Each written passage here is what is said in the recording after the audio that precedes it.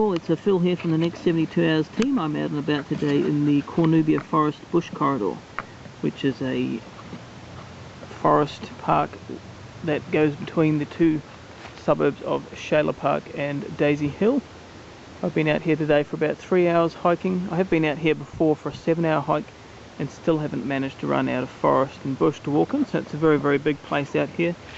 However, looking that way there, it's hard to tell. It's probably only 3 kilometres as far as the crow flies back to civilization, but you'd never know it. You can't hear any cars or any traffic, and it's fantastically peaceful out here. So I've been taking some footage today. Like I said, been out for about 3 hours and just taking some films of the Australian bush for my father-in-law who's over in South Korea, and my wife and children, just to show them what the surroundings are like here and where I'm staying.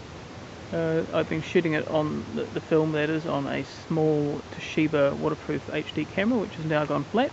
So I thought I'd take this opportunity to have some lunch, have a bit of a rest. I've got my Thermarest Z seat here, keeping me nice and insulated from this cold log. And down here I've got my camera charging, and I really wanted to do a quick review of this Sony portable USB stick that I was given last week by a friend of mine from Christchurch. So here goes.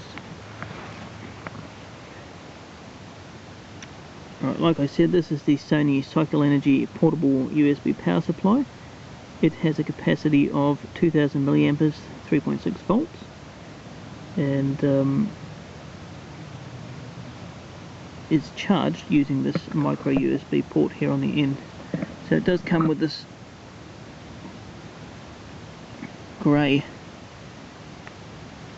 USB cable here, and this is all you need to charge and use the device. So on the one side here you've got the micro USB DC input 5 volts side, so you would plug this in, attach this to your computer or a mains USB charger and plug that in and charge it. The website says that it takes about 6 hours to charge fully. When it is charging, you've got an orange light on the right hand side here which lights up. Once it's fully charged, that light will disappear, letting you know that that is fully charged. You can't actually see that there's any LED lights in behind here, but there is. And on the other side of this device here, you've got the USB output.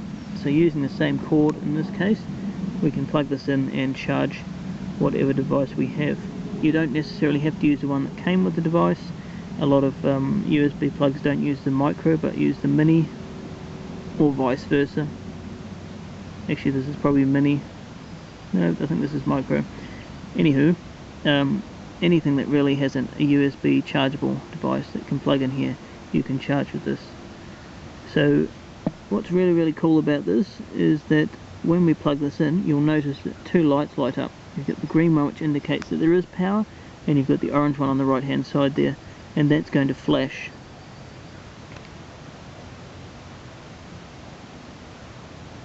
Okay, so that flashed 6 times, which indicates to us that it's got 100% charge left in it, so it's fully charged. And that number of flashes will go down as the battery charge remaining is decreased. So it goes down 6, then 4, then 2, and finally nothing, obviously indicating that there's no power left in that device. So once it's connected like that, you can take your USB chargeable device. In this case, this is my small camera. We've got the USB port on here. We're going to plug that in. And you'll notice at the top of the camera now that red light is solid, which indicates that this device is now charging. So while I'm out here having lunch, I can leave this to the side and that will charge up. Now again, this device has a 2000 milliampere capacity. The battery in this camera here has 700. That means that I can charge that roughly 2.5 times using this device here. So if I'm going out for a weekend trip, for example, taking videos, I often find that the battery goes flat long before the memory card, which is 32 gigs, is filled up, especially considering you can delete stuff when you don't like it. And I do have a spare battery for it, but that's a little bit of a pain to carry around. Now that I've got this device here, it's like carrying 3 batteries. It really, really is very, very convenient. Overnight while you're sleeping, you can leave this plugged in and charged. That'll finish charging and turn off. That's brilliant. Other devices such as my cell phone. This cell phone also is powered by a USB port at the top here. And I can plug that in and charge that, and often do. I've found that this has very rapidly become one of my favourite EDC carry items for urban living and survival, and I'm very much considering getting a couple more. You can buy them on the Sony website here in Australia for around about $35 to $40, which, considering Sony is generally very, very expensive, I find that to be a reasonable price.